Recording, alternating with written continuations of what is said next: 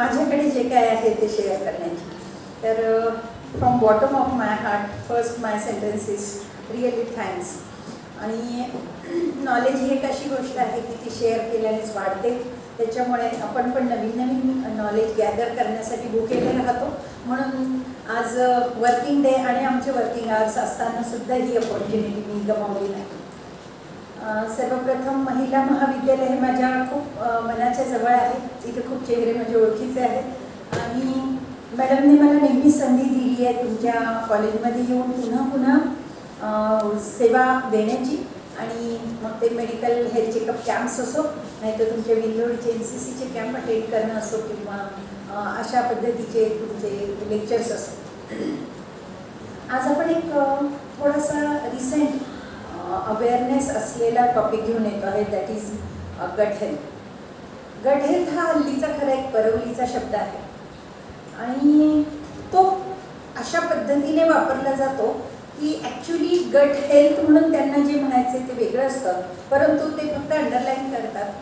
म्हणजे I want to से की patients जेव्हा म्हणतात डॉक्टर मला ना क्रॉनिक गट हेल्थ इश्यू आहे म्हणून मी हे मेडिसिन घेत नाही, किंवा मी हा अन्नपदार्थ खात नाही, हे खाल्ल्याने मला असं होतं, ते खाल्ल्याने तसं होतं, किंवा ही औषधं मला ॲलर्जी देतात किंवा गट हेल्थ इश्यू करतात. ॲक्च्युली गट हेल्थ हा इतका सोपा शब्द पण नाही आणि सोपे पद्धतीने वापरण्याचा शब्द पण नाही. आपल्याला ज्या पद्धतीने गट हेल्थ इश्यू वाढलेले आहेत तर त्या पद्धतीने जर विचार करायचा झाला तर आपल्याला गट हेल्थचा आज एक सखोल अभ्यासपूर्वक विचार करणं गरजेचं आहे. म्हणून आपण आज त्याची थोडी सायंटिफिक पार्श्वभूमी आणि त्याचं आपल्या आयुष्यातलं किंवा आपल्या स्वतःच्या पर्सनल लाईफमध्ये, आपल्या पर्सनॅलिटी डेव्हलपमेंटमध्ये, आपल्या पर्सनल हेल्थमध्ये त्याचं इम्पॉर्टन्स अंडरलाईन करूया. आता आपण साधारण एक 40 ते 45 मिनिट हा गट हेल्थ सगळं उकळून घाललं.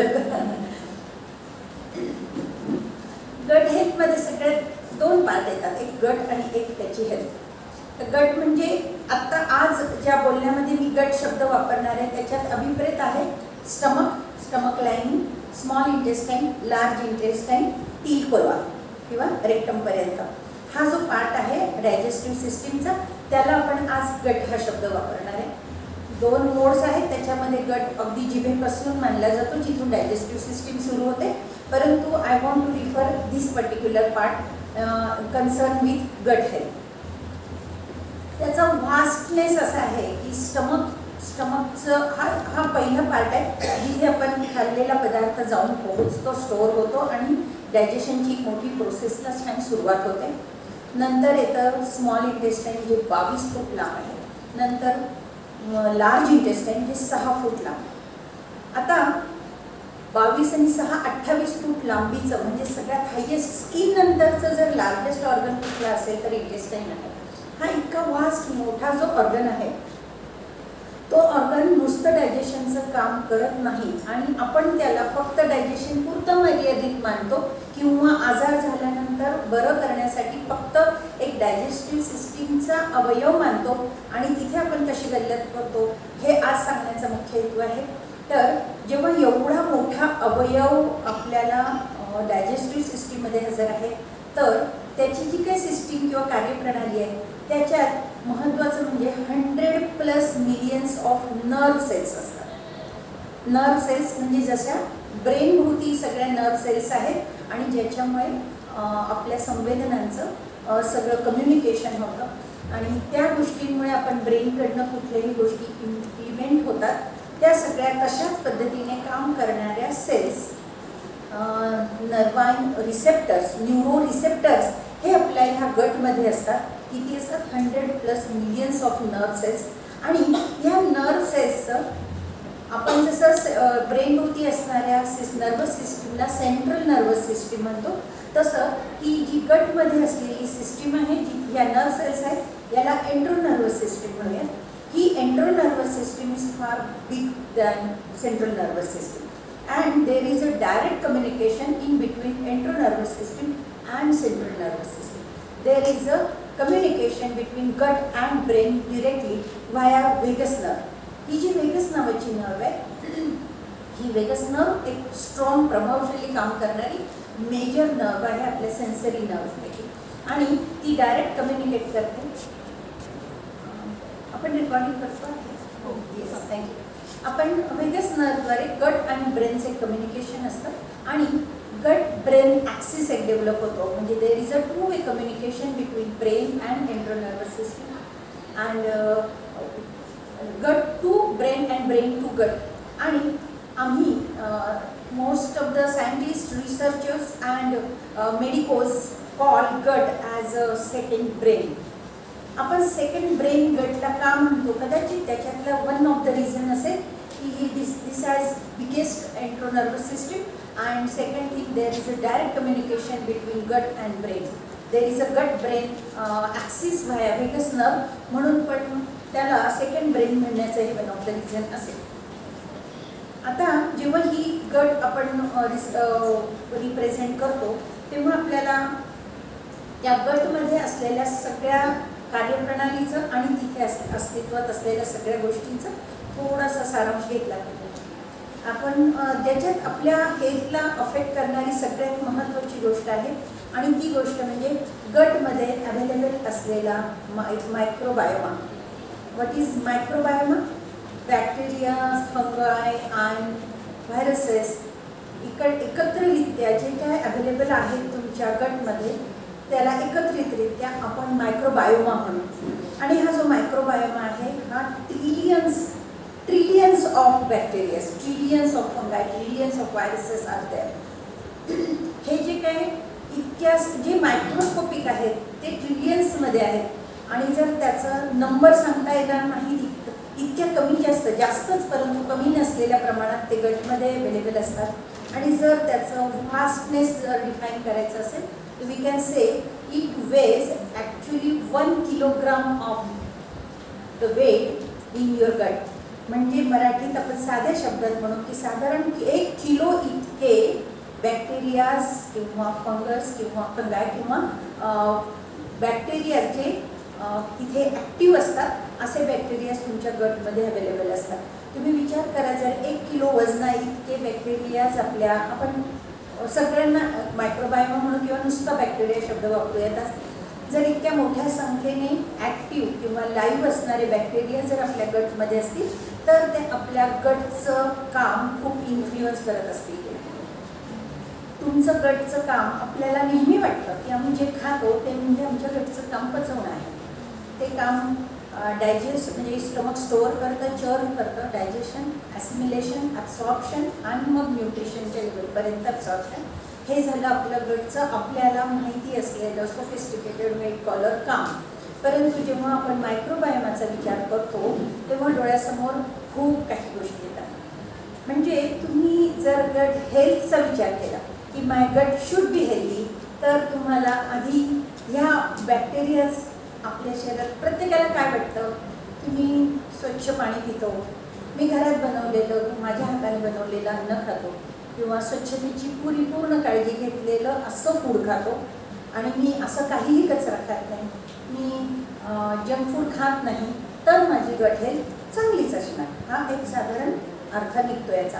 परंतु हे बॅक्टेरियाज तुम्हाला असं वाटतं का की हे बॅक्टेरियाज फक्त चांगल्या क्वालिटीचेच असतील? Yes, there are 2 types of bacterias. One is आपण साध्या शब्दात सांगू गुड बॅक्टेरियाज आणि बॅड बॅक्टेरियाज. आता गुड बॅक्टेरियाज जे काम करतात ते गुड क्वालिटीत मोडतात. जसं आपण दुधापासून दही बनणाऱ्या लॅक्टोबॅसिलसला गुड बॅक्टेरिया म्हणतो.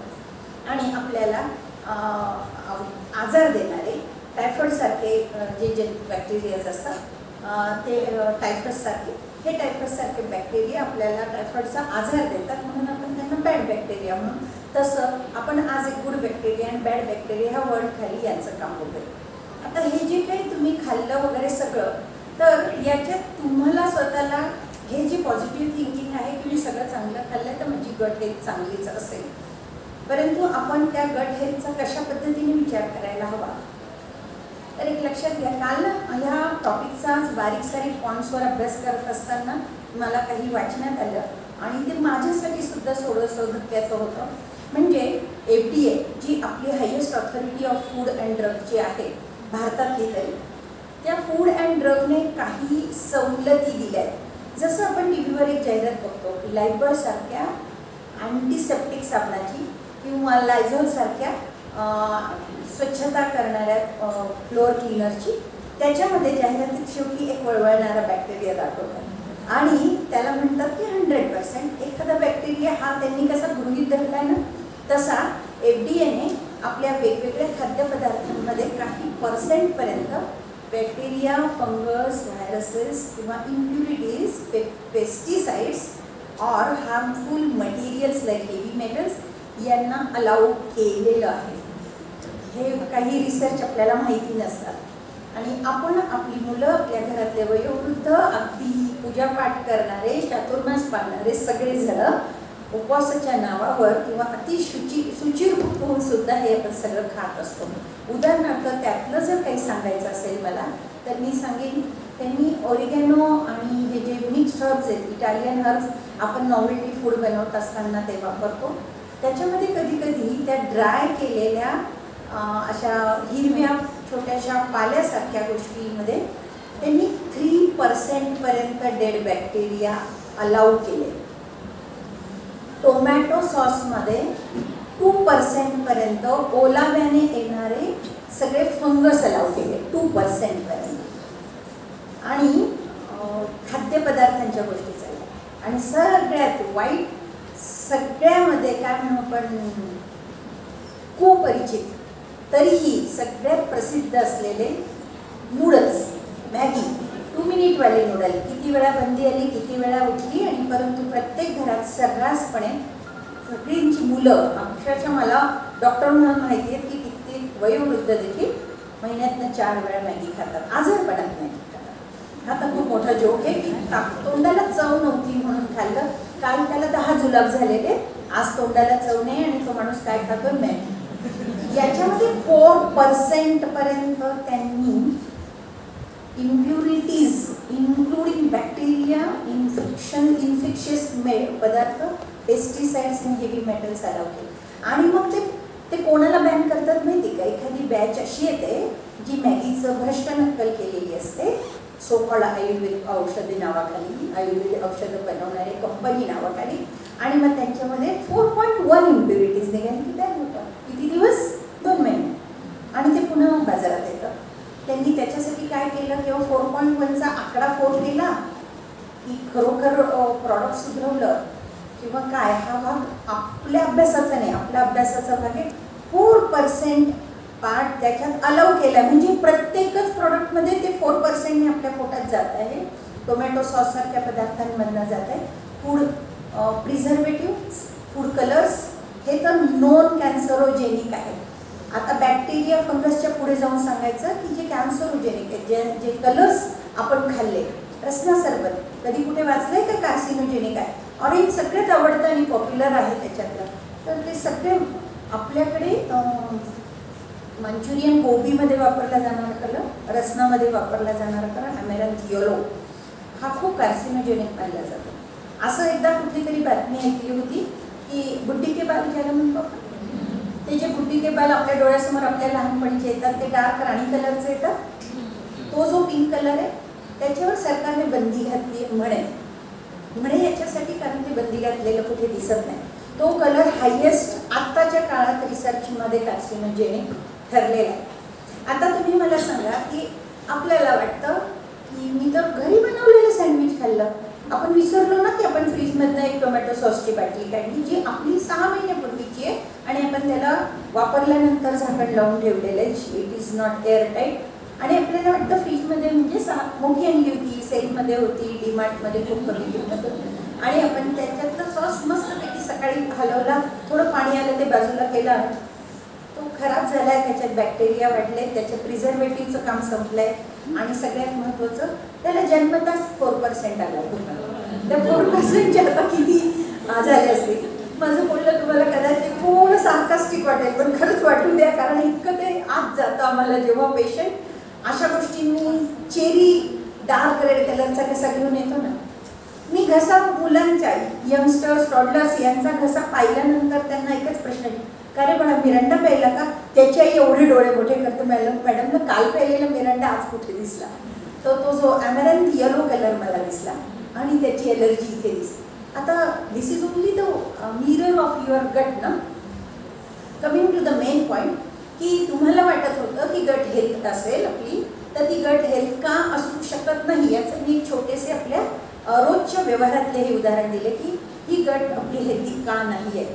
आपण ज्या काय भाजीपाला खातो, जी फळं खातो, की उपवासाच्या दिवशी आपण रताळे खातो, ह्या सगळ्यांमध्ये रताळ्याभोवती माती आहे, मातीमध्ये पेस्टिसाइड्स आहेत. बटाट्याभोवती माती आहे, बटाट्याची माती स्वच्छ धुतली नाही तर ते पेस्टिसाइड्स आपल्या पोटात जातात. आणि शिवाय त्याच्याबरोबर प्रत्येक गोष्टी भाजीपाला नीट स्वच्छ केला नाही तर त्याच्यातनं आपल्याला डोळ्यांनी दिसणाऱ्या पण गोष्टी आहेत त्याच्यात. आपण फ्लॉवरमधली अशी आई बाजूला काढतो, उरलेला फ्लॉवर चिरून भाजी करतो. आपल्याला कुठे माहिती मायक्रोस्कोपिक काय काय काय काय त्याच्यात आहे. आणि आपल्याला घ्यायच्या वेळेस सकाळी मुलांना डबा देण्याच्या वेळेस आहे का ती उकळत्या पाण्यातनं काढलेली वगैरे वगैरे वगैरे.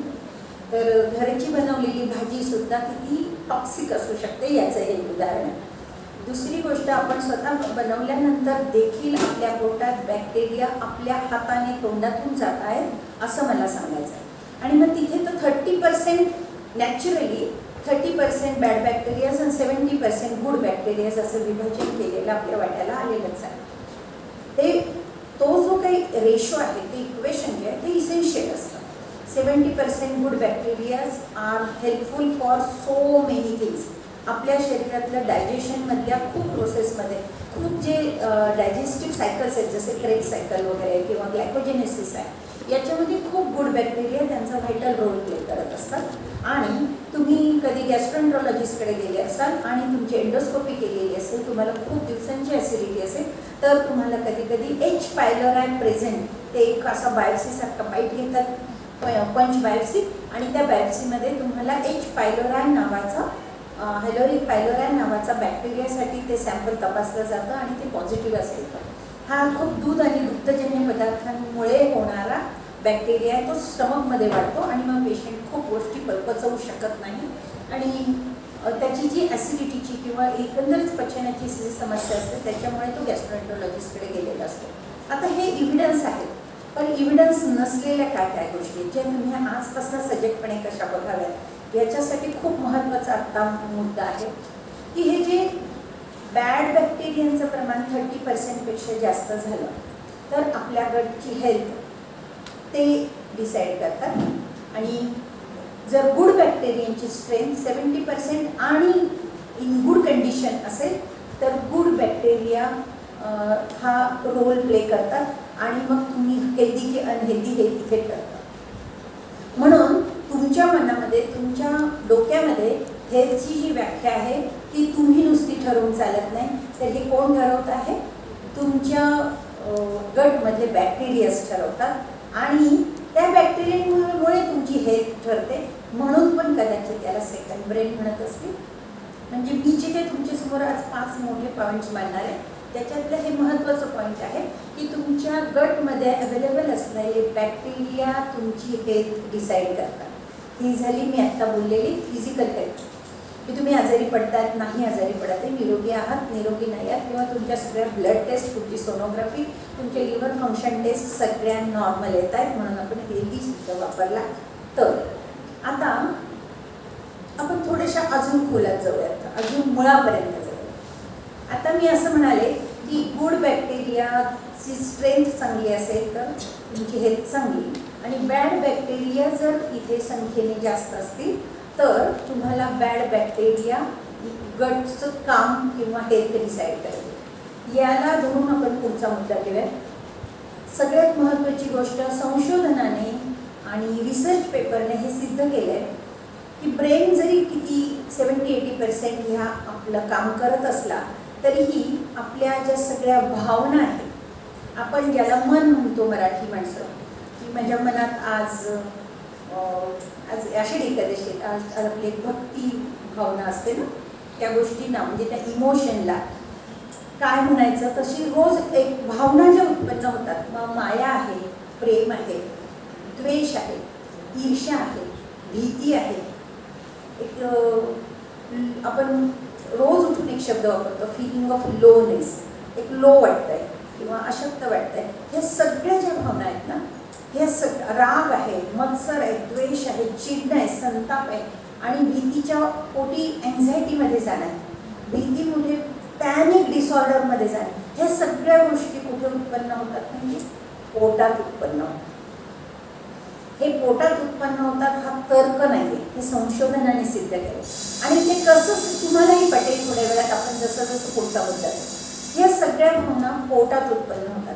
मग मला तुम्ही सांगा कुठला बॅक्टेरिया कुठली भावना तयार करत असेल हे आता तुम्हाला लगेचच कळलं असेल. मी आधी जे काय बॅड तुम्ही मला सांगा तो बॅड बॅक्टेरिया काय प्रेमाची भावना उत्पन्न करणार आहे? नाही ना. गुड बॅक्टेरिया कदाचित माया, प्रेम, ऐपण, हे एक आपली सोशल आपल्याला एम्पथी असते, अशासारख्या चांगल्या पॉझिटिव्ह भावना उत्पन्न करत असतील. तर बॅड बॅक्टेरिया ड्रिव्हन गट वाला व्यक्ती मात्र बाहेरून कितीही दाखवत असला, त्याच्या पेजवर कितीही खूप मोठी त्याची कार्य, त्याची बक्षीस असतील, तरी त्याची हेल्थ मात्र त्याला बॅड बॅक्टेरिया ड्रिव्हन व्यक्ती जर ती असेल तर ते काय काय उत्पन्न होत असेल?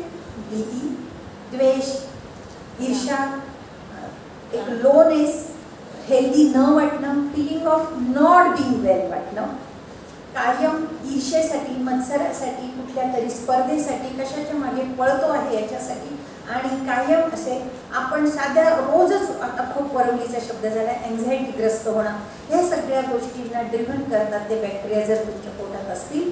तर तुम्ही आधी जरी नसला तरीही आता तुम्ही मात्र अशा इमोशनने ग्रस्त असलेली व्यक्ती आपण बघतो. मग म्हणतो की नाही मी ना खूप पॉझिटिव्ह होते पण मला ना कोविड झालं डॉक्टर, तो इतका भयंकर झाला होता की त्याच्यानंतर मी इतकी हळवी झाले असं पेशंट सांगतात. त्यांनी त्यांच्या शब्दात सांगितलेलं असतं, आम्ही अंडरलाईन काय केलेलं, there is certain change in गट अँड दॅट इज लीडिंग नाव.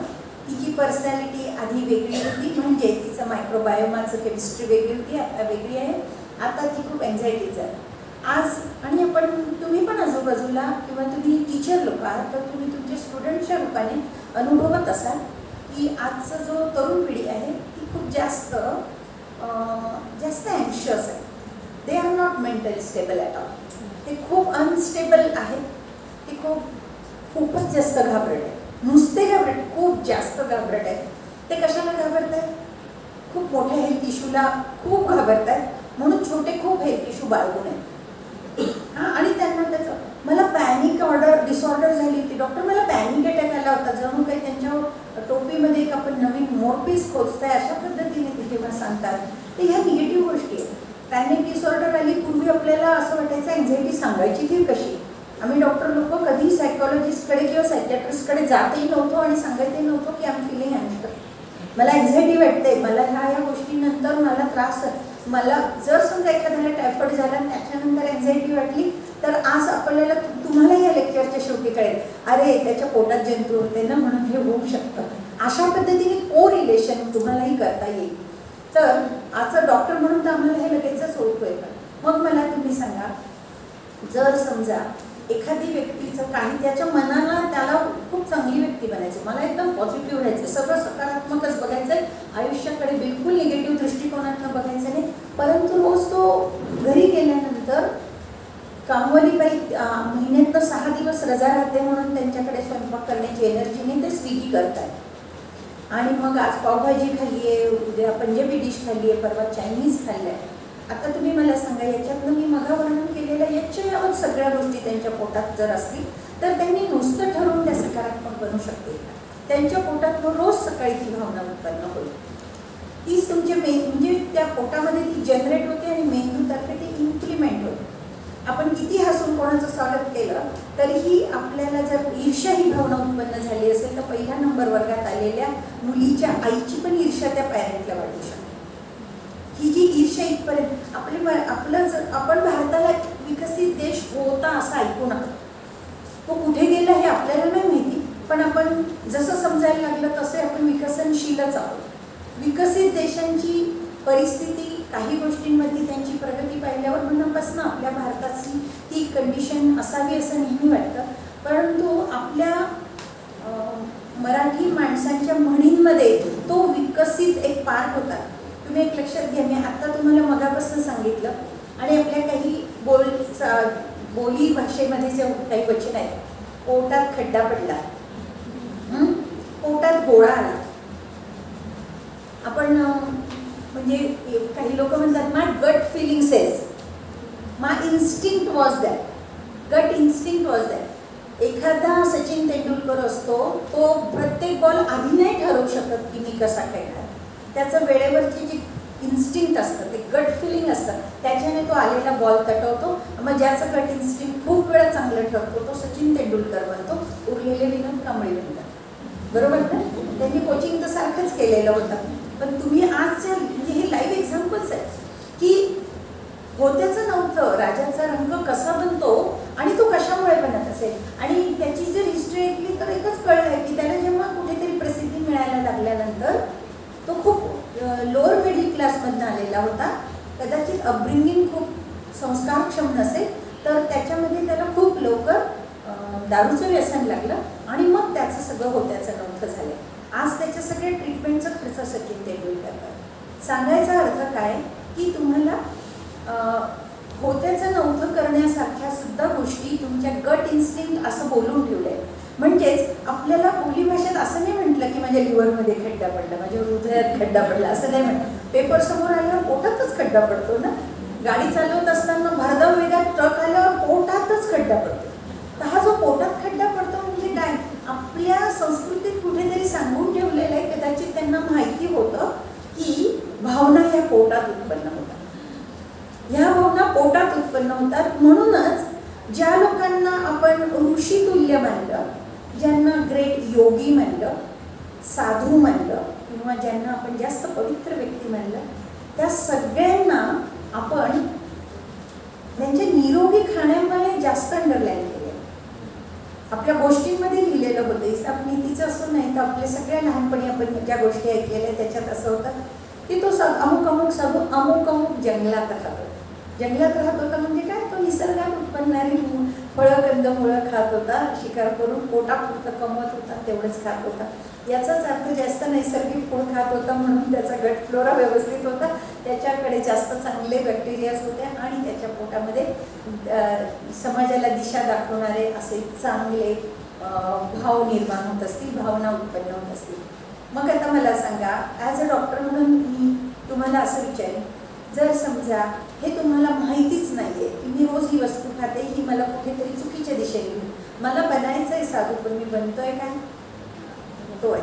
आपल्या वचनांमध्ये पण एक गोष्ट सांगितली, दिवसाला एक भुक्त जो आहे, एकदाच जो जेवतो आहे तो योगी आहे, जो दोनदा जेवतोय तो भोगी आहे. तो जेवण भोगण्यासाठी म्हणजे आपल्या सुखासाठी, आणि 2 पेक्षा किंवा 3 पेक्षा जास्त वेळा खातो तो कोण आहे, रोगी आहे. म्हणजे अन्न, गट आणि तुमची पर्सनॅलिटी याचं मी कोरिलेशन छोट्या छोट्या गोष्टींना दाखवते. हे कोरिलेशन तुम्ही लावायला शिकायचं आहे, म्हणून एवढ्या उदाहरणांनी सिद्ध करा. तर आपण हे त्यांना ॲप्लिकेबल आहे असं मत सोडून देतो. किंवा हल्ली एक ट्रेंड्स येत असतात, असे ट्रेंड येत असतात की intermittent fasting, high protein diet, Dixit diet, 2 तास जेवायचं. आता ह्या सगळ्या गोष्टी ना वाईट आहेत का चांगल्या आहेत हा आजचा माझ्या भाषणाचा मुद्दाच नाही. ते तुम्ही किती दिवस कशा पद्धतीने पण, ते 2 दिवस खाणाऱ्यांच्या सगळे जोक्स माहितीच असतील तुम्हाला. ते 55 मिनिटात ताटात चहाचा कप ते पानपर्यंत सगळं ठेवून सगळं खायचं. तुम्हाला वाटतंय का आता तुम्हाला ह्या सगळ्या गोष्टीतला फोलपणा 1-2 मिनिटात तुम्ही ओळखू शकाल की तुम्ही ॲडॉप्ट केलेली कुठली मेथड ॲक्च्युली सस्टेनेबल पण आहे, रिझल्ट पण देईल आणि बेसिकली ती हेल्थ देईल. ती गट हेल्थ सुधारेल, तीच गोष्ट तुम्हाला हेल्थ देईल ना. तुम्हाला अगदी फक्त वजन कमी करण्यासाठी जरी डाएट करायचं आहे तरी तुम्हाला ही सगळ्या थिअरीज नाकारून चालतील का सांगा.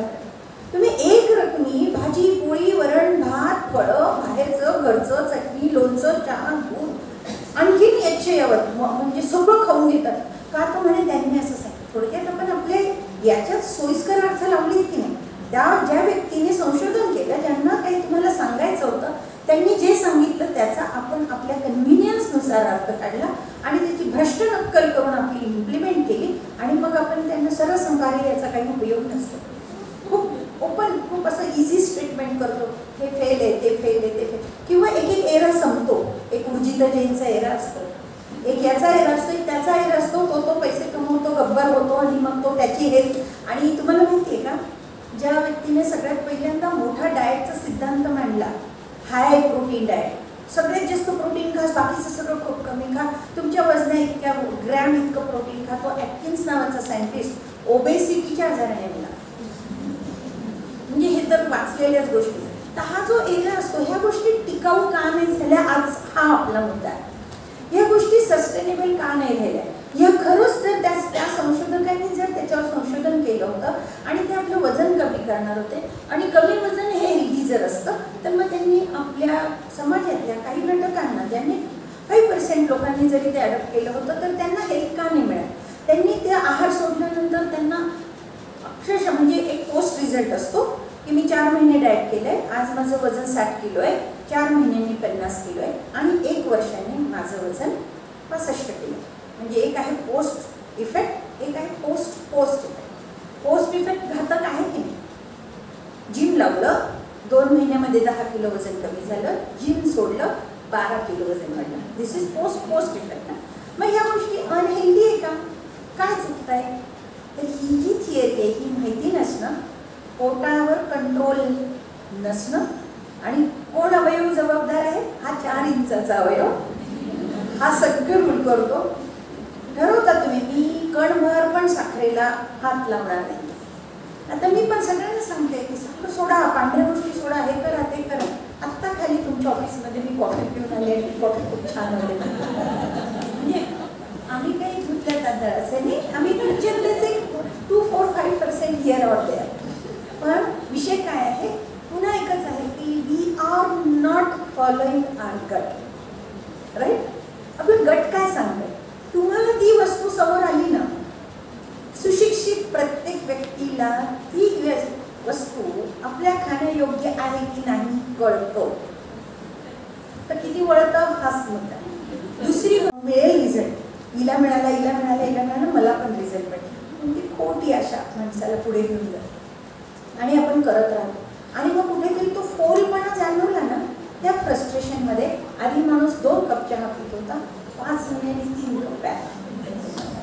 आधी अर्धा चमचा साखरेचा, कारण मी व्यायाम करत नाही, मी साखर कट डाऊन केली पाहिजे म्हणून लाजे काजे तरी अर्धाच चमचा साखर टाकत होता. आता मला ना खूप छान झोप येते 1 चमचा साखर टाकलेलं दूध प्यायला. असं म्हणून स्वतःला, मनाला एक वरपांगी समाधान देऊन आपण ते नवीन गोड खाणं अडॉप्ट करतो. नवीन जनरेशनच्या झेनशीच्या वर्डमध्ये सांगायचं तर त्यांना क्रेविंग्स येतात. Binge eating, cravings. डॉक्टर मला रात्री 12 वाजता चॉकलेट खायला आवडतं, तर मला पण आवडतो पैकी खायला. तर हे जी चॉकलेट खायची इच्छा होते रात्री 12 वाजता, नाईट शिफ्ट करणार, US टायमिंगमध्ये काम करणारे लोक रात्री 12 वाजता जेवतात. माझ्याकडे एक ना लग्न न झालेली, थोडी मेंटली चॅलेंज असलेली एक 37-38 वर्षाची मुलगी, कमलेडी आपण म्हणूयात, खूप वजन वाढलेली आणि खूप त्रास असलेली मुलगी एक 4च दिवसापूर्वी आणली. तिचं ते एवढा चेहरा सुजला, तिची ते जे डोळ्यांची ठेवण बाहेर आलेली. मला असं मी अंडरलाईन करत होतं, अरे थायरॉइड प्रॉब्लेम आहे, अरे शुगर प्रॉब्लेम आहे, अरे हिचं आयर्न डेफिशियन्सी आहे. हे सगळं माझं मन नोंद करत होतं. तेव्हा मी डीप जेव्हा हिस्ट्री घेतली तेव्हा काय लक्षात आलं माहिती का, तिला दिवसभर घरातले सगळे काम सांगतात, ती स्वयंपाकघरातले, स्वच्छतेचे, कपडे धुणं, भांडी घासणं, असे घरातले लोड मिळतील असं सगळी कामं ती करते. मग नंतर ना तरी पण ती असं, तिला आता काय करायचं म्हणून ती सगळे झोपतात ना तेव्हा ती TV पाहायला सुरुवात करते. तेव्हापर्यंत तिला भूकच लागलेली नसते, कदाचित तिला जाणीवच होत नाही भुकेची. आणि त्याच्यानंतर आता आपण स्वयंपाक केला, आज जेवलंच नाही म्हणून ती तिच्या मनसोक्त TV पाहून जायला रात्री 1ला, 1:30ला, 2ला तेव्हा तरी जेवते आणि मग झोपते. ह्या सवयी त्या एका निरोगी, कधी काळी निरोगी असणाऱ्या मुलीला इथपर्यंत घेऊन आल्या.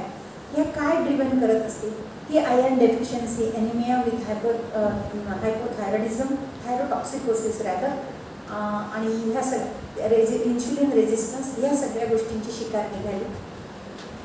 ह्या गोष्टी तुम्ही आसपास बघत असाल ना.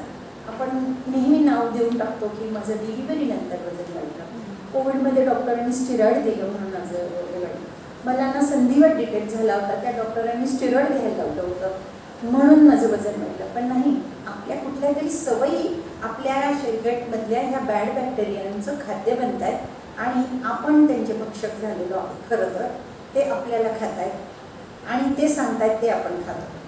अक्षरशः काही घरांमधली म्हातारी लोक सुद्धा जे आजपर्यंत ताज्या पोळीची भलामण करता थकत नव्हते, ते आज रुमाली रोटी खात आहेत आपल्या मुलाच्या वाढदिवसाला हॉटेलमध्ये जाऊन. तर काहीही कारणं असो, परंतु हे ड्रिव्हन केलं जातं. आपण हॉटेलमधलं फूड खाणं हे आता आपल्याला कोणालाही सोशल स्टिग्मा वाटत नाही, फॅशन वाटते, तो ट्रेंड वाटतो. आणि जेवढी जास्त हॉटेल्स वाटतात, जेवढे मोठ्या पॉप्युलेशन असलेल्या भारतासारख्या कंट्रीजमध्ये जिथे स्ट्रीट फूड खूप पॉप्युलर आहे, जिथे चीप फूड खूप पॉप्युलर आहे. नाशिकमध्ये तर मला वाटतं फक्त स्ट्रीट फूड हा बिझनेस सगळ्यात जोरात आहे. ते रात्री त्यांना 12 नंतर पण अलाउड असतात. सगळे मोठे हॉटेल्स परवाना घेतल्याशिवाय 11 नंतर नाही सर्व्हिस देऊ शकत, परंतु जेहान सर्कलचा आईस्क्रीमवाला रात्री 1 वाजेपर्यंत आईस्क्रीम विकत असतो, राईट ना. तर ह्या सगळ्या गोष्टीत काय अंडरलाईन होतं की आपण या सगळ्या प्रलोभनांना बळी पडतोय, कारण आपलं ड्रिव्हन केलं जातोय बॅड बॅक्टेरियामुळे. आता लक्षात घ्या, तुमचं आधी फक्त वजन वाढेल, आपण जे समोर येईल ते खाऊ, आपल्या बुद्धीला पटणार नाही असंही खाऊ, आपण खूप साखरेचं पण खाऊ, आपण कोल्ड्रिंक पण पिऊ, आपण सोशल ड्रिंक पण करू, आपण पावभाजी पण खाऊ, आपण घरचा आमरस पण खाऊ, बाहेर जाऊन मँगो आईस्क्रीम पण खाऊ, आपण जंक मुलांना आवडतं म्हणून बर्गर पण खाऊ, पिझ्झा पार्टी केली तर एक क्वार्टर का होईना पिझ्झा पण खाऊ. ह्या सगळ्या गोष्टी आपल्याला कळत आहेत, पण आपण सगळं खातोच आहोत. ह्या सगळ्या गोष्टी आपल्या आधी वजन वाढवतात. वजन वाढवण्याबरोबर आपल्याबरोबर एक येतो गिल्ट. दिवसभर आपल्याला गिल्ट वाटतं, आज मी व्यायाम तर केलाच नाही, पण मी सकाळीच नाश्त्याला दणदणीत हे खाल्लंय ते खाल्लंय, आज म्हणजे आधी हेल्दी गोष्टी खाल्ल्या आणि मग फॉलोड बाय सगळ्या अनहेल्दी गोष्टी खाल्ल्या, हे तुम्हाला कळतं. मग आज काय भिशीची पार्टी होती, तिच्याकडे हे हे हे हे केलं, रबडी विथ जिलबी होती, कधीतरी खायला मिळाले पण मी पण खाल्ली. I don't want to comment on these practices, but I want to give you a vision. तुम्ही ह्या गोष्टींकडे कसं बघा. आतून तुम्हाला तोपर्यंत हे इन्स्टिंक्ट मी जे म्हणाले ते इन्स्टिंक्ट इतकं स्ट्रॉंग येत नाही ना. नो नो, ही मान हलवता आली पाहिजे आतून त्या पदार्थाला पाहिजे. कारण तुम्ही जगाला दाखवू शकाल ना मी खूप वाळते मिळते, पण एकटे असल्यावर तुम्ही किती साखर टाकून चहा बनवता हे तुमच्याच जीवाला माहिती असेल. म्हणजे आतूनच नाही आलं पाहिजे. हां, या सगळ्या गोष्टींना नो म्हणण्याचं. का बरं सगळी दुनिया करते म्हणून मी करू, सगळी दुनिया वाहवत चालली तर मला व्हायचंय का या प्रवाहात, का मला प्रवाहाविरुद्ध व्हायचंय, हे तुमचं इन्स्टिंक्ट तुम्हाला डेव्हलप करायचं. आता हे अजून त्याचं इम्पॉर्टन्स सांगण्यासाठी सगळी भयानक गोष्ट काय आहे यातली सांग. आज आपल्याला आपण तुम्ही पण ऐकलं असेल की nowadays India is a capital of diabetes.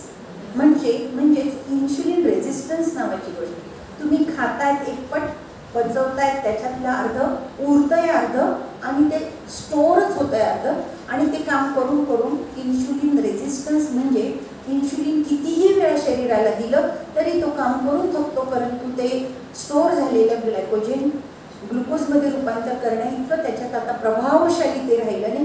This is साध्या शब्दात इन्शुलिन रेझिस्टन्स. मग त्याचा परिणाम काय होतो, 18 वर्षाची मुलगी असेल तर तिला पॉलिसिस्टिक ओव्हरी होते, 22, 24, 25 न्यूली मॅरिड लेडी असेल तर तिला हायपोथायरॉइडिझम होतो, 30 वर्षाची न्यूली मॅरिड मुलगी असेल तर तिला इन्फर्टिलिटी दिसते, 37 वर्षाची थोडीशी पाळी अनियमित झालेली वजन वाढलेली लेडी असेल तर तिला डायबिटीज डेव्हलप होतो, मेनोपॉज झालेली लेडीज असेल तर तिला बीपी लागतो, 60-65 वर्षाचे आजोबा किंवा आजी असतील तर त्यांना हार्ट अटॅक पण येतो. हे सगळं बघतोय की नाही आपण. मग हल्ली खूपच यंग मुलांना हार्ट अटॅक येतो नाही असे प्रश्न हवेत सोडून आपण पुढे निघून जातो. पण हे जर आपल्या घरात अशी एखादी केस झालेली असेल, आजूबाजूला झालेली असेल, तर तो काय चटका लागलेला असतो त्या फॅमिलीलाच फक्त माहिती. मेडिकल सिस्टीमवर ताशेरे ओढणं, डॉक्टरांना लुबाडू म्हणणं, या सगळ्या गोष्टी तुमच्या आतलं फ्रस्ट्रेशन दाखवतात. डॉक्टरांना सगळं माहिती आहे की आपल्यासमोर बसलेला पेशंट आपण सांगितलेले पथ्य किती टक्के पडतात, आणि त्यातही तुम्ही सांगा किती ॲलोपॅथीचे डॉक्टर्स लोक तुम्हाला पथ्य सांगतात, ते त्या भानगडीतच पडत नाहीत, ते तुम्हाला मान्यच असेल. तुम्हाला काय खायचं ते खा, माझ्या गोळ्या खा. हा ॲटिट्यूड आहे ना आता, हा याच्याचमुळे आहे. Either they are also frustrated की मी आता सांगून उपयोगच नाही. 116 किलो वजन असणाऱ्या फक्त 22 वर्षाच्या मुलाला काय सांगणार ते तू हे खाऊ नको ते खाऊ नको.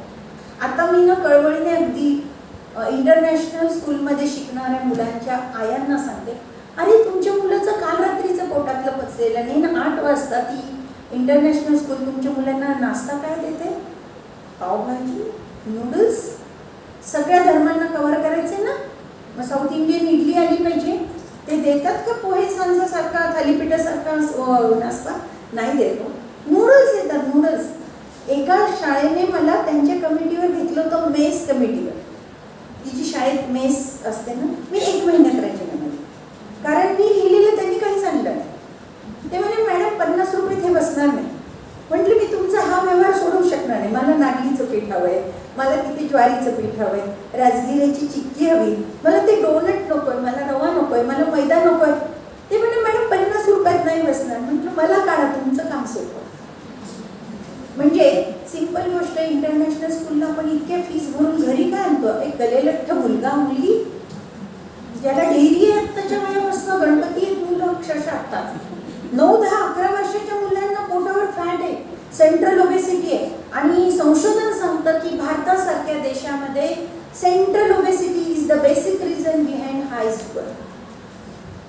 या पोटाभोवती वजन वाढणाऱ्या कारणांमुळे तुमची शुगर वाढते. आम्ही काय म्हणतो, ज्यांचं गट रिपेअर नाही, ज्यांना रवा मैदा खाण्यात येतोय, जे कोल्ड्रिंक पित आहेत, आईस्क्रीम खात आहेत, मुलं बर्थडेची पार्टीज भरतात, तिथे केक खात आहेत, वेफर्स खात आहेत, घरी येऊन आईचा मार पण खात आहेत, पण तरी हे सगळं खात आहेत, त्या मुलांना लवकर सगळं होणारच ना. ते आज त्यांचं वय 12 वर्षाचं आहे, 18 वर्षाचं आहे, 20 वर्षाचं आहे, पण त्यांचं एजिंग किती झालंय? तर हार्ट अटॅक येणं इतकं 22 वर्षाच्या मुलाचं एजिंग झालं, इतकं हेल्थचं गटचं नुकसान इतकं झालं की दे आर. परवा 16 वर्षाचा मुलगा गेल्याची तुम्ही बातमी वाचली असेल ना. मग हे सगळं काय? मग हे भयानक नाही आहे का? आज आमच्यासारख्या डॉक्टर लोकांनी हा मेसेज तुमच्यापर्यंत, तुमच्या थ्रू तुमच्या फॅमिलीपर्यंत, तुमच्या विद्यार्थ्यांपर्यंत आणि समाजापर्यंत हे पोहोचवायलाच पाहिजे. आता याच्या पुढची अवस्था काय असते? निगेटिव्ह ज्या काय सगळ्या इमोशन्स तुमच्या पोटात डेव्हलप होत आहेत आणि तुम्ही म्हणता भाऊ मला लहान मुलं असल्यामुळे मी इमोशनल झाले, मोठं मोठं. पण इमोशन्स म्हणजे मूल बाहेर गेल्यानंतर काहीतरी वाईटच होईल असा विचार करणारी आई, तरुण मुलगी घरी उशिरा आल्यानंतर काहीतरी चुकीचंच करते असं आतून व्यक्त होणारी आई, कुठलाही साधा ताप आला तर मला कोविडच झाला असेल, कुठेतरी गाठ आली तर ती कॅन्सरचीच गाठ असेल असं हळूहळू विचार करणारी एक व्यक्ती इतकी प्रचंड भीतीग्रस्त, निराशाग्रस्त म्हणजे अँझायटी आणि डिप्रेशनची शिकार होते की पुढे त्यांना कुठले विकार होतात. आधी एकतर त्यांनी खूप सफर केलेलं असतं, साध्या साध्या लक्षणं, कॉन्स्टिपेशन, गॅसेस होणं, बर्पिंग होणं, बेचिंग होणं, ॲसिडिटीच्या कायम सिम्पटम राहणं. मग त्यांच्या डॉक्टरांनी त्यांना काय सांगितलं? Fatty liver. मग ते फॅटी लिव्हरवर करतात, परंतु तुमच्या लक्षात आलं असेल त्यांची कारणं कुठे आहेत. आणि रोज उठून त्यांना झोप येत नाही का? ते खूप वरीड आहेत, ते खूप स्ट्रेस आउट आहेत, ते खूप निराश आहेत, ते बिलकुल खुश नाही आहेत त्यांच्या आयुष्यात जे काय चाललं आहे, ते बिलकुल खुश नाही आहे त्यांची मुलगी तरुण कशी वागते त्याच्यावर, ते बिलकुल खुश नाही त्यांचे आईवडील दिवसभर TV लावून बसले त्यांना त्याच्यामुळे झोप नाही, निद्रानाश आहे. त्याच्यानंतर त्यांना पुढचे आजार काय होतात? IBS, irritable bowel syndrome. एक अशी भीतीची अवस्था होते की माझ्या 11वीच्या आयुष्यातलं मला एक घटना आठवते. मी तुम्हाला सांगेन, आमच्या समोरच्या बंगल्यामध्ये चोरी झाली आणि अख्ख्या गल्लीमध्ये बायका कुजबुज करून हसत होत्या. तर मी माझ्या आईला विचारलं की काय झालं, काय बोलताय तुम्ही सगळ्या? अगं त्या काकूंना चोर घरात घुसल्यावर आधी बाथरूममध्ये पळाल्या. तर मी जेव्हा डॉक्टर झाले ना, मला तेव्हा त्याचं उत्तर कळलं. एकदम खरी भीती समोर आल्यानंतर त्या बाईला आधी मोशनला जावं लागलं, तिला आधी जुलाब झाला. काय झालं? भीतीचा एपिटोप, सगळ्यात जास्त भीती, ॲक्च्युअली भीती जेव्हा समोर आली तेव्हा ती घाबरट व्यक्तीला काय झालं? त्यांचं बॉयलने इरिटेबिलिटी दाखवली आणि त्यांना लगेचच लूज मोशन झालं. हे जर स्ट्रेसफुल कंडिशन कंटिन्यू राहिली, जसं क्वारंटाईन केलेला नवरा, की 15-15 दिवसाची भीती होती, 1-1 महिन्याची भीती होती, लॉकडाऊन कधी उघडेल, फॉरेनमध्ये माझा मुलगा बसला आहे, विमान सेवा सगळी रद्द आहे. हे सस्टेन केलेले स्ट्रेसफुल कंडिशन होत्या. खरोखरची भीती, खरोखर भीती वाटणारी सिच्युएशन होती. त्यावेळी काय झालं, ह्या लोकांना रोज दिवसाला 10 जुलाब पाहिजे. 1 महिन्यानंतर काय समोर आलं, यांना अल्सरेटिव्ह कोलायटिस आहे, यांना इरिटेबल बाउल सिंड्रोम आहे. यांना भीती वाटली की यांना जुलाब होतात. त्याच्यामुळे तुमच्या रोजच्या जुलाबांच्या औषधांनी ही लोक बरी होत नाही. इरिटेबल बाउलला ॲक्च्युली तुमच्या सायकोलॉजीवर लोक ट्रीट करतात, ॲक्च्युली गटला रिपेअर करतात, तरच इरिटेबल बाउल. आणि मग काही डॉक्टर लोक किंवा आमच्या ओल्ड स्कूल डॉक्टर लोक काय सांगतात, तुम्ही ना ह्या सगळ्या औषधांबरोबर थोडंसं मेडिटेशन करा, प्राणायाम करा, योगा करा आणि मग तुम्हाला ह्या गोष्टीवर थोडंसं विजय मिळवते. तुम्ही आमच्या औषधांनी सगळं काही बरं होईल याच्यावर अवलंबून राहू नका, हे सांगतात. तेव्हा त्या आजाराचं मूळ कशात जातं, जेव्हा ॲक्च्युली अत्यंत पोटाने ग्रस्त असणारी व्यक्ती अत्यंत भीतीदायक हीच फक्त भावना उत्पन्न करत होती आणि ॲक्च्युली लार्जर दॅन लाईफ इतकी भीती समोर आल्यानंतर ते एका मोठ्या आजाराचे बळी झाले. आता अल्सरेटिव्ह कोलायटिस वगैरे हे जे सायंटिफिक टर्म्स आहे, याला साध्या भाषेत काय म्हणायचं समोर, लीकी गट. लीकी गट म्हणजे काय, पचन न झालेलं जे काय अन्न तुमच्या पोटात पडून राहतं, ती व्यक्ती कॉन्स्टिपेशनची शिकार आहे. त्याचं पोट रोज साफ होत नाही, अपाचित, खराब झालेलं, सडलेलं, दुर्गंधीयुक्त, वेगवेगळे सल्फर डायऑक्साईड सारखे गॅसेस तयार होतात अशी रासायनिक अभिक्रिया चालू असलेलं अन्न ज्याच्या पोटात पडून आहे त्याचं गट लीक होतं. आणि ते जे काही पदार्थ आहे तो गटमधनं लीक होतो. तो कुठे जात असेल, तो रक्तात ॲब्सॉर्ब होतो. तो जेव्हा रक्तात ॲब्सॉर्ब होतो तेव्हा शरीराची पहिली प्रतिकार शक्ती काय म्हणते, इम्युनिटी काय करते, त्याला एक फॉरेन सबस्टन्स समजून त्याच्यावर अटॅक करते. आपलीच इम्युनिटी आपल्या शरीरातल्या आपणच तयार केलेल्या त्या पदार्थावर अटॅक करते किंवा चांगली इम्युनिटी ती शरीराला बाहेर काढून त्या द्रव्याला बाहेर फेकण्याचा प्रयत्न करते. कुठून, त्वचेमार्फत. पण त्वचेची घर्मरंध्र प्रत्येक ह्या टॉक्सिनला, टॉक्सिन म्हणतात, ह्या टॉक्सिन्सला बाहेर काढू शकत नाही. मग त्या व्यक्तीला कुठले कुठले आजार होतात तुम्ही सांगू शकाल, तर्काने सांगा. शीतपित्त, अर्टिकेरिया माहिती आहे, अर्टिकेरिया शीतपित्त, पित्ताच्या अशा लाल लाल गांध्या येतात, काही वेळेस येतात जातात. का बरं जात असतील, पोट साफ झाल्यावर थोड्या वेळ जात असतील ना. हां, आणि तुम्हाला माहिती आहे ॲलोपॅथीचं संशोधन अर्टिकेरियाला इडिओपॅथिक मानतं. म्हणजे काय, अर्टिकेरिया हा आजाराला शास्त्रशुद्ध कुठलीही कारणं माहीत नाहीत शास्त्राला असं म्हणतं. कारण हे जे मी सांगते हे एकाच व्यक्तीत सगळंच्या सगळं घडेल असं नाही, म्हणून त्यांच्याकडे तसं पर्टिक्युलर पण असं होऊ शकतं हे आता मात्र त्यांना कळलं आहे. अर्टिकेरिया हे आमच्या पुस्तकामध्ये इडिओपॅथिक मानलेले, तुम्ही फक्त खास कामणारी औषधं देत राहतात पेशंटला, आपण पेशंटला बरं नाही करू शकतो. अर्टिकेरिया नंतर काय येतं, एक्झिमा, सोरियासिस, असे थरच्या थर बसणारे आजार आहेत ना, एक्झिमा, सोरियासिस, हे आजार कशाने आले, ह्या अशा लीकी गटचं एक पुढचं रूप म्हणून आले. आणि मग डॉक्टर लोक काय सांगतात, you have autoimmune IBS किंवा autoimmune eczema, autoimmune psoriasis किंवा all so many disorders which are under that heading, की ऑटो इम्युन आजार आहेत. कोणाला ऑटो इम्युन, आता ऑटो इम्युन या शब्दाचा अर्थ आहे की तुमचीच इम्युनिटी ज्याच्यावर आघात करते असे आजार, तुमच्या इम्युनिटीच्या रिॲक्शनमुळे झालेले आजार. आपण कोविडमध्ये पण ऐकलं की जे लोक खूप जास्त घाबरले, खूप जास्त रिॲक्ट झाले, ते जास्त त्या स्टॉर्ममध्ये गेले, कोरोना स्टॉर्ममध्ये गेले, त्यांचे सगळे रिपोर्ट्स 3 तासात खराब झाले. आणि मग त्या माणसाला वाचवणं, लंग इतकं इन्व्हेड झालं की त्या व्यक्तीला वाचवणं. माझे खूप जवळचे लोक गेले, आधी त्यांना खूप संवेदनशील म्हणत हळवे म्हणत खाजगीत घाबरट म्हणत आम्ही राहिलो. आणि अचानक कोविड आला आणि त्यांना 4 दिवसापासून कोविड होता, परंतु टेस्ट 4-5व्या दिवशी केली. 5व्या दिवशी टेस्ट आल्यानंतर 1च तास फक्त माझा फोन लागला नाही म्हणून ते जे घाबरले, टेस्ट पॉझिटिव्ह आली, मॅडमचा फोन लागत नाही, ह्या 2 गोष्टींनी त्यांना ॲक्च्युली इतकं भीतीत नेलं की त्यांचे सगळे काही रिपोर्ट्स इतके खराब निघाले, त्यांचा स्कोर 15 आला आणि त्यांना वाचवणं 2 महिन्यानंतर पण शक्य झालं नाही. विज्ञानाने खूप सांगितलं की कितीही बंबार्डिंग केलं औषधाचं तरीही ती व्यक्ती उलटी येऊ शकत नाही. ऑटोइम्युन आजारात आपण आर्थरायटिस बघतो. कायम निगेटिव्ह विचार करणारी व्यक्ती, कायम माझं सांधा दुखलं, मला संधिवत असेल का, डॉक्टर माझं युरिक ॲसिड वाढलं असेल का, अशा विचारणाऱ्या, अरे तुम्हाला फक्त कालच्या पावसाळी हवेने काय किंवा तापानंतर तुमचे सांधे दुखतात असं आम्ही सांगण्याचा प्रयत्न केला तरी ते दुसऱ्या दिवशी रिपोर्ट करून येतात. आणि मग कुठली तरी लॅब दाखवणार ना 5.5च्या पुढे 5.6 युरिक ॲसिड. मग तुम्ही पुढच्या जूनमध्ये पण तुम्ही आम्हाला सांगता डॉक्टर मी नाही राहील का, तुम्ही का मला कडधान्य खायला सांगता, माझं युरिक ॲसिड वाढलेलं आहे. मला लक्षात येतं कधी काळी यांचं 5.6 युरिक ॲसिड होतं. या गोष्टी आम्हाला किती हास्यास्पद वाटत असतील, पण तुम्ही कुठेतरी जगण्याला त्या अशा काय म्हणतात ज्या आधार देऊ शकत नाही अशा काठ्यांचा वापर केलेला असतो, हातात घेतलेला असतात. वी कांट हेल्प, आम्ही लिटरली स्वतःला हेल्पलेस समजतो. हे असे इरिटेबल बाउल सिंड्रोम असलेल्या ऑटोइम्युन डिसऑर्डर असलेल्या बायकांना अखंड दिवसाला साधारण, माझे खूप जवळचे नातेवाईक या डिसऑर्डरची शिकार आहे म्हणून मी तुम्हाला किंमत सांगते, साधारण 250 ते 300 रुपये पर डे औषधांचा खर्च असतो.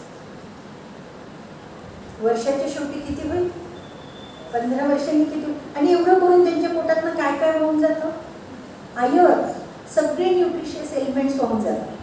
म्हणजे त्यांना कायमच अरे तुमचं लिकी गट आहे ना, मग तुमचं रक्त होऊन गेलं असं साध्या शब्दात त्यांचे डॉक्टर लोक दर 4 महिन्यांनी IV आयर्न तुमच्या फॅमिली डॉक्टरकडे असं सांगतात. ते त्याची जबाबदारी पण घेत नाही.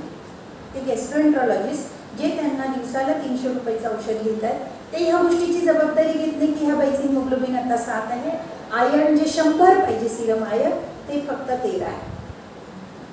त्यांना कोणी आहार सांगत नाही. आणि हे तर कोणी सांगितलंच नाही की बाई तू हा आजार तू स्वतः असा अंजारला, गोंजारला, फोफावला, डेव्हलप केला, आता पुरवाळते, हे कोणीच सांगत नाही. तर मला हे प्रत्येक पेशंटला धरून एवढं सांगता येईल का तुम्ही सांगा.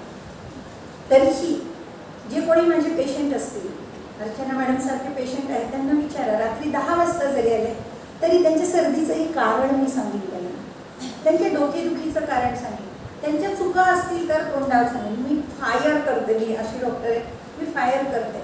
आणि जेव्हा मी डॉक्टरच्या खुर्चीत येते तोपर्यंत मी विक्रमादित्यच्या आसनात आहे असं समजून मी याचे यावत फायदा घेते, कारण मला एकच मोठं आहे, समोर बसलेल्या माणसाचं भलं. ह्या मोठोसाठी जर मी काम करत असेल कदाचित माझं गट चांगलं आहे म्हणून मला अजूनही हीच भावना उत्पन्न होते. आणि जेव्हा आपण ऑटोइम्युन डिसऑर्डरचा विचार करतो त्या फॅमिलीचं जे होत असले ती बाई रोजची कामं नाही करू शकत. आपण आर्थरायटिसला दर आठवड्यामध्ये मिथोट्रिक्सेट सारख्या केमोथेरपीच्या एजंटचा वापर करताना जेव्हा आम्ही बघतो खूप कळवळतं. तो मिथोट्रिक्सेटचं एक इंजेक्शन ती 15 वर्ष एक बाई माझ्या हातूनच घेत होत्या. मी त्या मिथोट्रिक्सेटवर इतका अभ्यास केला की तो केमोथेरपीला वापरणार औषध आहे. ती गोरी बाई, तुम्ही ती फेअर अँड लवलीच्या जाहिरातीत काळं ते गोरं दाखवतात ना, तसा उलटा प्रवास करतो. गोरं ते काळं, ती व्यक्ती पूर्ण काळी पडते. त्यांचा तो संधिवात बरं नाहीच झालेला, तो ॲज इट इज होतो. तिचं फक्त मन थोडंसं असं होतं की मी नाशिकमधल्या नाही, मी मुंबईच्या हिंदूजा हॉस्पिटलच्या सगळ्यात मोठ्या रुमॅटॉलॉजिस्टकडे जाते, त्यांची ट्रीटमेंट घेते. मग त्यांनी मला सांगितलं मला इतकंच बरं वाटतं आणि मग त्या मनाचं समाधान करतात. ऑटोइम्युन डिसीज होणं, इरिटेबल बाउल सारखे सिंड्रोम होणं, ओबेसिटी होणं, ओबेसिटीमुळे आपल्याला मेनोपॉजच्या वेळेस त्रास होणं. आता मेनोपॉजच्या वेळेस घाम जास्त येतो हे आपण ऐकू नये, परंतु जी व्यक्ती खूप घाबरट असेल तो मेनोपॉज नावाची गोष्ट तिच्या शरीरात ॲक्च्युली संपून गेली 10 वर्ष ती घामच गाळते. मला मेनोपॉजमुळे घाम येतो का काढे 62 वर्षाच्या बाईला कुठे होता मेनोपॉजमुळे घाम. म्हणजे तिची काय तिने त्या घाम येण्याच्या वेळेस सायकोलॉजी जी बिघडली, तिची जे पोट बिघडलं, जी काय मनोवृत्ती बदलली, ती अजूनही तो घाम काढते. तिच्या घराने ॲक्सेप्शन तर तिने केलंय तिचा मेनोपॉज काढते. म्हणजे तुम्ही ह्या गोष्टी अंडरलाईन करा, याची मुळं पाळं खोदा आणि त्याच्यावर उपाय करा. आणि सगळे उपाय डॉक्टरांच्या दरबारात मिळत नाही. मी स्वतः डॉक्टर आहे, याच्याने माझे दिवसाला 4 पेशंट कमी होत असतील, चालतील. मला पण डे बाय डे काय मी दिवसाला 100च पेशंट तपासेन अशा अपेक्षा करूच नाही मी पण. 100 करू शकत होते, आता मी 80 करते ना, मी 80ची 70च करीन ना, माझं देवदयेने पोट भागेलच ना, कशाला मला अजून 100च पेशंट हवे. अरे म्हणजे खूप छान सीझन आहे म्हणून आनंद होणाऱ्या डॉक्टरांपैकी मी डॉक्टर नाही आहे. खूप वाईट वाटतं जेव्हा सीझनमध्ये आत्ता मी एकच फोन घेतला इथे आल्यानंतर, तो म्हणजे मी एका डेंग्यूचे पेशंटला ॲडमिट करून आले, कारण मी आत्ताच 3 तास त्यांना अवेलेबल होणार नव्हते. राईट. तर मला काय म्हणायचं आहे की सगळ्या आजारांचं मूळ पॅथॉलॉजीच्या ब्लड टेस्टमध्ये नाही आहे, तुमच्या रिपोर्टच्या फाईलमध्ये नाही आहे, आणि डॉक्टरांच्या डिग्रीमध्ये नाही आहे ना, डॉक्टरांच्या माझ्यासारख्या 32 वर्ष आज मी काम करते आहे, त्या 32 वर्षाच्या प्रॅक्टिसमध्ये अनुभव सिद्धता जी आहे त्याच्यातनं नक्की सांगू शकते. तुम्ही आजारांची कारणं बाहेर शोधायला जाऊ नका, आधी तुमचं गट काय सांगतं ते विचार करा. आता तुम्ही म्हणाल की मॅडम हे तुम्ही सगळं सांगितलं, आम्ही कसं ओळखायचं, कसे ओळखायचे लक्षणं की आम्ही योग्य खातोय की अयोग्य खातोय, आम्ही गुड बॅक्टेरियाचं ऐकतोय की आम्ही बॅड बॅक्टेरियाचं ऐकतोय, whether I am a good गट पर्सन ऑर अ बॅड गट पर्सन. आणि मला पण येत्या भविष्यकाळात या गट रिलेटेड काही आजार होऊ शकतात. आता याच्यामध्ये तुम्ही काही प्रश्न स्वतःला विचारायचे, म्हणजे मी जसं मग बोलता बोलता सांगितलं, काही लोकांना आधी कॉन्स्टिपेशन होईल, ॲसिडिटी होईल, बर्पिंग सारखे स्पीकर देणारे लोक बघतो ना आपण, पचन संस्थेच्या खूप तक्रारी असते. मग याच्यामध्ये ना तुम्ही आधी स्वतःला प्रश्न विचारा, तुम्ही काय खाताय, तुम्ही किती खाताय, म्हणजे पोर्शन साईज म्हणायचं, तुम्ही कोणाबरोबर बसून खाताय, नंतर तुम्ही जे खाताय ते जंक खाताय का न्यूट्रिशियस आहे, पोषक द्रव्य असलेलं आहे का जंक फूड आहे, हे नैसर्गिक फूड पदार्थ आहेत का प्रोसेस्ड आहे. सॉस हा प्रोसेस्ड आहे, टोमॅटोची चटणी ही त्यातल्या त्यात नैसर्गिक आहे ना. Do you it when distracted, हा एक खूप महत्त्वाचा आहे. सगळ्यात मोठं डिस्ट्रॅक्शन काय आजच्या काळातलं, screen. while watching TV or mobile or any screen. आजची नवीन पिढी काय करते, बाळांना त्या भरवते म्हणतात ना, खाऊ नाही घालत, त्या भरवतात. काय भरवतात, जेव्हा त्यांचं मूल डिस्ट्रॅक्टेड आहे टीव्हीकडे बघण्यामध्ये, तेव्हा त्या हिप्नोटाईज अशा कंडिशनमध्ये ते त्यांच्या तोंडातनं त्यांची ती water bag I want to say बेबीला भरवतात. फक्त त्यांच्या मनाला समाधान मी आईचं कर्तव्य केल्याचं, माझं मूल उपाशी नाहीच समाधान. 4 दिवस मूल उपाशी राहिलं तरी काही आजारी पडत नाही. कुठले संशोधन सांगत नाही उपासाने कोणाला काही इमर्जन्सी डेव्हलप झाली. अण्णा हजारे अजून खूप खूप सुंदर कंडिशनमध्ये काही उपोषणाने झाला नाही. म्हणजे काय, मूल नाही जेवलं एक दिवशी तरीही चालेल, पण टी व्ही दाखवू नका असंच मला म्हणायचं आहे ना. करा ना मग घरात चळवळ, मुलींना करा, आपल्या स्वतःच्या विरोध, सुनेला नंतर करा. आधी आपल्या मुलींना सांगा, बाई तुझी मुलगी जे काय व्हील्स ऑन द रोड वगैरे करते ना, दुपरक्यांची गाणी गात गात तुझी जेवण खाते, तिला काही चव कळत नाही, तिला चावायचं कळत नाहीये. 5-5 वर्षाची मुलं चावणारे पदार्थ खात नाहीये, गिळण्याचे पदार्थ खात आहेत. का, तुम्ही त्यांना 5 वर्ष फक्त गिळायला लावलंय ना. सांगा तर त्या बाळाची हेल्थ काय डेव्हलप होईल का, गट फ्लोरा चांगला डेव्हलप. आम्हाला पॅनकेक खाऊ घालायचे, पॅनकेकमध्ये सगळ्यात महत्त्वाचा पदार्थ मैदा आहे की नाही. आता कुठले पदार्थ गुड हेल्थमध्ये जाणारे त्या आयटमवर मी आता शेवटचं येणारच आहे. तुम्ही बोर नाही ना झाले, कारण क्रॉस माय टायमिंग. टॉपिक थोडासा असा होता की मला खूप शॉर्ट नाही आत्ता पण करता आला, पण मला तो टॉपिक कम्प्लीट झाल्याशिवाय ना मला मजा येणार आहे ना तुम्हाला काही घेतल्याच मजा येणार आहे. तर सांगायचं असं आहे की तुम्ही डिस्ट्रॅक्टेड असताना खाता की नाही हा प्रश्न स्वतःला विचारा. डायनिंग टेबलवर आपली मुलं बाळं हसी मजाक करून, चेष्टा मस्करी करून, छोटा भाऊ बहिणीच्या खोड्या काढत केव्हा शेवटचे जेवले होते आठवण, ते खूप मस्त आहे. 2 घास जास्त जातं आईला, जेव्हा नवरा जेव्हा म्हणतो ना तुझ्या हातच्या फोडणीच्या वरणाची चव कशालाच नाही, बस काय केलंय फोडणीच्या वरणात, 2-3 प्रोसेस केल्या, पण किंवा माझ्या आईसारखा शिरा कोणीच बनवू शकत नाही, बरोबर ना. हा, ही जी गोष्ट आहे ना, ह्या गोष्टीने 2 घास जास्त जातं ना, त्या आईला पण जातं. किती म्हाताऱ्या गृहिणी अशा आहेत, केवळ माझ्या मुलाला माझ्या हातची पोळी लागते म्हणून रात्री पण 9 वाजता ताज्या पोळ्या करणार आहे. मग ही जी कुटुंब व्यवस्था होती ती जास्त राईट होती का, याचं तुम्ही तुमचे निर्णय घ्या ना. नुसते प्रवाहात वाहणाऱ्या लोकांना साथ नका देऊ. तुमचा प्रवाह तुम्ही ठरवा किंवा प्रवाहाविरुद्ध पोहण्याची पण हिंमत ठेवा. माझ्या घरात टीव्ही येणारच नाही इथपर्यंत निर्णय घेण्याच्या टोकाच्या बना, जर ते तुमचं अख्ख्या पुढच्या पिढीला खराब करणार आहे.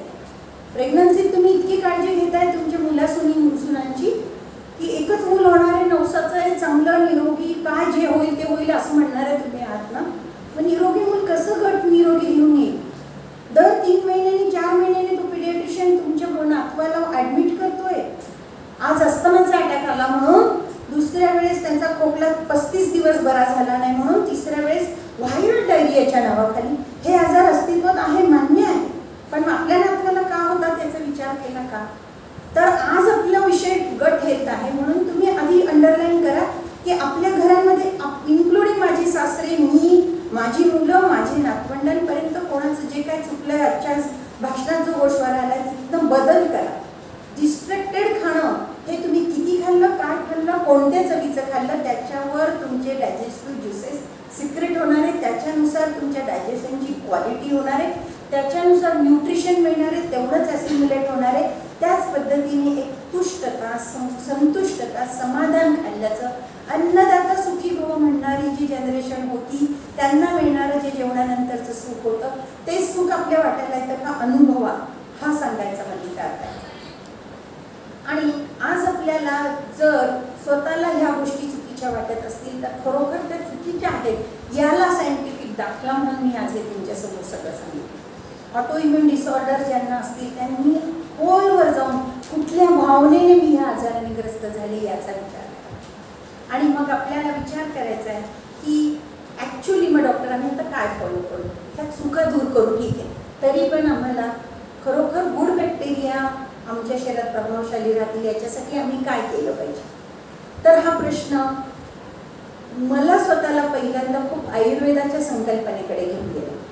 आयुर्वेद हे जे शास्त्र आहे हे शाश्वत आहे, ते हजारो वर्षापूर्वी निर्माण झालेलं आहे. जेव्हा मी खूप प्राऊडली सांगते की आपला देश विकसित होता त्या काळातल्या तज्ज्ञांनी हे लिहून ठेवलंय. आपल्याला दिनचर्या सांगितली, ऋतुचर्या सांगितली, काय खावं काय खाऊ नये, किती प्रमाणात खावं, पाणी किती प्यावं, पाणी केव्हा प्यावं, पाणी कुठल्या तापमानाचं प्यावं, इथपर्यंत सगळं गाईड आपल्याला आयुर्वेद करतं. परंतु आपल्या धकाधकीच्या फास्ट लाईफमध्ये आयुर्वेदाचं असं काम करणारे लोक पण कमी झालेत आणि अशा पद्धतीने सर्व्हिस मागणारं क्लायंट बेसच अस्तित्वात नाही की फक्त आयुर्वेदाचार्य असणाऱ्या डॉक्टरकडे आम्ही सल्ला घ्यायला गेलो की डॉक्टर माझं काही खाण्यात चुकतंय का असं आणि त्याच्यासाठी आम्ही फी दिली, असं क्लायंट बेस पण नाही. त्या डॉक्टरचं पोट भरत नाही, मग तो शेवटी ॲलोपॅथीच करतो, राईट. म्हणजे खूप गोष्टींमध्ये केवळ ह्या गोष्टी प्रचलित राहिल्या नाहीत म्हणून बदल घडलेले, जे बदल रेड फ्लॅग्स घेऊन आले, ते बदल समाजाच्या हिताचे नाही आहेत, समाजाच्या आरोग्याच्या हिताचे नाही आहेत आणि समाजाचा जो केंद्रबिंदू इंडिव्हिज्युअल हेल्थ आहे त्याच्या हिताचा तर बिलकुल नाही. म्हणून मग आपण फक्त आयुर्वेदाला माना असं म्हणायचं का मला? तर ज्यांना आयुर्वेदाचं पूर्ण ज्ञान नाही त्यांनी काय मानायचं? निसर्ग, प्रकृती, मदर नेचर ह्या शक्तीला म्हणा. सूर्य त्याच्यातला जर केंद्रस्थानी म्हणला तर सूर्य जसा उगवतो आणि जसा मावळतो तशा सायकलला म्हणा. तुमच्या झोपण्याचं, उठण्याचं, खाण्याचं, पिण्याचं, कुठली गोष्ट करण्याचं सायकल ह्या सूर्योदयापासून सूर्यास्तासारखं ठरवा. सूर्योदयाच्या आधी उठा. त्यात आपण काही म्हातारे झालो त्याच लोकांनी ओंकार करावे आणि मेडिटेशन प्राणायाम करावं असं नाही. तुम्हाला जर कुठली खूप साधना करायची असेल तर त्यावेळेस गट फ्लोरा एकदम शांत असतो, त्यावेळेस पूर्ण पोट साफ झालेलं आहे, पचन पूर्ण झालेलं आहे. अशा अवस्थेमध्ये तुम्ही कुठली साधना केली, अक्षरशः एखादं पुस्तक वाचायला घेतलं तरी तुम्हाला ते जास्त स्मरणात राहील. म्हणून कुठली साधना, अभ्यास सतत जी गोष्ट केली जाते त्याला आपण अभ्यास जर म्हटलं तर मुहूर्तावर उठतात. आयुर्वेदाने ब्राह्मी मुहूर्त उत्तिष्ठेतच सांगितलं आहे. तर सूर्योदयापूर्वीचा 1.5 तासाचा कालावधी हा उठण्यासाठीचा कालावधी. दिवसाची खाण्याची सुरुवात जर करायची तर हळूहळू सूर्योदयाबरोबर अत्यंत इझी असणाऱ्या, पचनाला योग्य असणारे नैसर्गिक गोष्टी खाण्यापासून सुरुवात करायची. जसं पाणी, एक ल्यूकवॉर्म वॉटर, कोमट पाणी पिणं. काही हे टाकू का ते टाकू का काही विचारू नका. साधं शुद्ध नैसर्गिक पाणी आणि ते थोडंसं ल्यूकवॉर्म आहे, कोमट आहे, अशा अवस्थेत पिण्यापासून जे दॅट क्लिन्झिंग ॲक्शन हॅपन्स. तुमची जी बॉडी आत्ता तुमचं पोट साफ होणार आहे आणि त्याच्या आधी तुम्ही कोमट पाणी वापरल्यावर ते शांत झालेले क्लांत झालेले अवयव जे आहेत गटमधले लार्ज इंटेस्टाईन आणि स्मॉल इंटेस्टाईन त्यांना आपण म्हणतो उठा काम करा. त्यावेळेस जर तुम्ही काही हमिंग ध्वनी वापरला, जसं आपण ओंकार आहे, ओंकारावर खूप संशोधन झालं आहे. विज्ञाननिष्ठ लोकांना ते सगळं संशोधन मान्य असतंच असं नाही, परंतु रिसर्च पेपर सांगतात जर त्यावेळेस हमिंग जरी केलं कुठलं, जसं एखादा गायक सा लावेल, एखादा योगी ओंकार म्हणेल, हां आपण मुलांना उठा उठा नाही करायचं आहे, त्याच्याने हमिंग नाही होणार आहे. हमिंग म्हणजे ओंकारच मला तर अपेक्षित आहे. किंवा तुम्ही जे काही प्राणायामाचे प्रकार करतात त्याच्यात भ्रामरीसारख्या गोष्टींमध्ये हमिंग आहे. ह्या असं हमिंगसारखा ध्वनी केला तर आतडे खूप शांतपणे जागृत अवस्थेत होतात आणि ते शांतपणे हळू काम करायला सुरुवात करतात आणि त्यावेळेस ते कोमट पाणी आधी सगळ्या आतड्यांना स्वच्छ धुतं. अंडरलाईन एक गोष्ट आहे की तुम्ही काल संध्याकाळी सूर्यास्तापूर्वी आहार घेत नाही. मी पूर्ण सायकलपर्यंत येणार आहे तेव्हा लक्षात येतं की सूर्यास्तापूर्वी जर रात्रीचं जेवण घेतलेलं असेल, ज्याला सफर म्हणतात, ते जर रात्री काही जैन फॉलोअर्स अजून आहेत ते करतातच ना सूर्यास्तापूर्वी जेवण, त्यांची हेल्थ खरोखर आपल्यापेक्षा खूप चांगली असते, त्यांचं नाही बीटवेट कमी होतं. तर सूर्यास्तापूर्वी जेवण केलेल्या लोकांना पहाटे 4 वाजता नैसर्गिक पद्धतीने वेग येतो आणि त्यांचं पोट साफ होतो. त्यांना ढेकर येत नाही, त्यांना गॅसेस होत नाही. कोमट पाण्यानंतर त्यांचं पोट साफ झाल्यानंतर ते प्राणायाम, मेडिटेशन, ओंकार करतात, त्या हमिंगने पण त्यांचं पोट जागृत होतं. मग हळूहळू तुम्ही व्हेजिटेबल ज्यूस म्हणजे आपण हल्ली ग्रीन ज्यूस ज्याला म्हणतो, आपण सहज पचणारं पदार्थ, लहान मुलांना सेरेलॅक आणि हे जेव्हा आलं तेव्हा ते प्री डायजेस्टेड ही कन्सेप्ट आपल्या समाजात आहे. तर ज्याचं पाचन आधी झालेलं आहे असे खाद्यपदार्थ, खिरीसारखे, की भात आधी शिजवला, मग घोटला, मग त्याच्यात पाणी आणि दूध टाकलं आणि मग थोडंसं मधुरद्रव्य काहीतरी टाकलं, त्याला खीर म्हटलं जातं. अशी कुठल्या तरी खिरीसारख्या पदार्थ आपण नाश्ता म्हणून केला.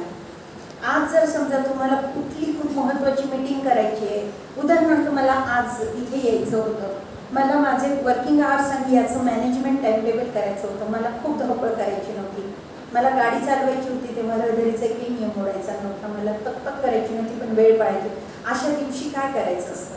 तर अशा पद्धतीने सकाळचं आपलं दिनक्रम ठरवलेला आहे आणि मग तुम्ही 10-11 वाजता एखादा ग्लास ताक घेतलं, ताकासारखा पदार्थ विच कंटेन्स गुड बॅक्टेरिया, ज्याचं दुधापासून रूपांतर त्या गुड बॅक्टेरियाने दह्यात आणि दह्याचं मंथन करून मग ते ताक बनलेलं आहे.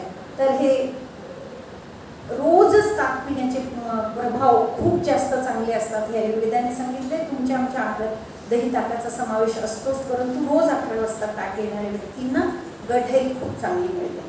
नंतर तुम्ही 12-1च्या दरम्यान जेवण केलं पाहिजे. त्याच्यात तुम्ही ज्या खाद्यपदार्थांवर लहानाचे मोठे झाले, that is your staple food. तुमचं स्टेपल फूड काय आहे? माझं भाजी पोळी वरण भात आहे, कोणाचं इडली सांबार असेल, कोणाचं तिसरं असेल, चौथं असेल, ज्याने त्याने त्याचं स्टेपल फूड एकदा तरी खावं आणि एकदा तरी फॅमिलीबरोबर बसून खावं, एकदा तरी टी व्ही बंद असताना खावं. आणि मग नंतर तुमची आता राहिली फळं केव्हा खावी. फळांच्या बाबतीत एक नियम आहे, fruits either you eat alone or leave it alone, हा नियम आहे. फळांना कशाबरोबरच खाऊ नका. फळं एकटे खा, भूक लागली जेवणानंतर 2-2.5 तासांनी खा. आयुर्वेदाच्या काही सिद्धांतानुसार खूप आंबट फळं सकाळच्या कफाचं प्राधान्य असणाऱ्या काळात नका खाऊ, सकाळच्या 3 तासात नका खाऊ, रात्रीच्या संध्याकाळच्या 3 तासात नका खाऊ, मधल्या वेळात परंतु जेवण पचल्यानंतर फळं खा.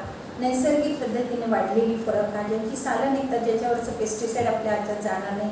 पिकलेले चिकू, पिकलेली केळी, डाळिंबाचे दाणे याचे पेस्टिसाईड त्यांच्या स्किनवर राहिले, जे फळं स्किन सहित खाऊ शकतात ती खा. आणि त्याच्यानंतर तुम्ही आता याच्यात कुठे चहा आला बघा, कुठलं बाहेरचं खाणं येतं का, काहीच नाही. आणि तुम्ही कुठल्याही परिस्थितीमध्ये अशी अपेक्षा आहे की सूर्यास्ताला तुमच्या घरी जावं, शांतपणे शांत व्हावं. आज माझं दिवसाचं कर्तव्य बुद्धी जिंकणे करण्याच्या गोष्टी होत्या त्या सगळ्या संपल्यात आणि शांततेने संध्याकाळी हलका आहार घ्यावा जो सूर्यास्ताच्या वेळी असेल. आज अगदी सूर्यास्ताला जेवणं सगळ्यांना शक्य नसेल, आपलं रुटीन अगदी इतकं निसर्गाच्या जवळ जाऊ देत नाही आहे, तेव्हा तुम्ही ॲज अर्ली ॲज पॉसिबल रात्रीचं जेवण घेतलं, तेही खूप प्रोसेस केलेलं फूड नाही खायचं. म्हणजे मी रात्री काहीतरी मटर पनीर करून खाईन असं हे कधीच नाही. रात्री पावभाजी खाणारे लोक आठवा किती वाजता मध्यरात्री उठून प्यायले, बिलकुल नाही. हे पदार्थ रात्री खाण्याचे नाहीच आहेत. हे रात्री जास्त जेवणाचीच काळ नाही राहिलेला. तर तुम्ही सूर्यास्ताच्या आसपास खा, हलकं खा. त्याच्यामध्ये आज ज्याला आपण सूप म्हणतो असं जे द्रव आहे ज्याच्यामध्ये भाज्यांचे गुणधर्म खूप आहे, लवकर पचणार आहे, खूप मसाले आणि मिरची नाही आहे, मीठ नाही आहे, असं पदार्थ आधी खा आणि मग भूक असेल तेवढं फक्त खा. पोर्शन साईज कंट्रोल करा. आणि तुम्ही सकाळी जेव्हा उठता आहात लवकर तेव्हा तुम्ही एक 25 मिनिट्स एक्झरसाइज करा.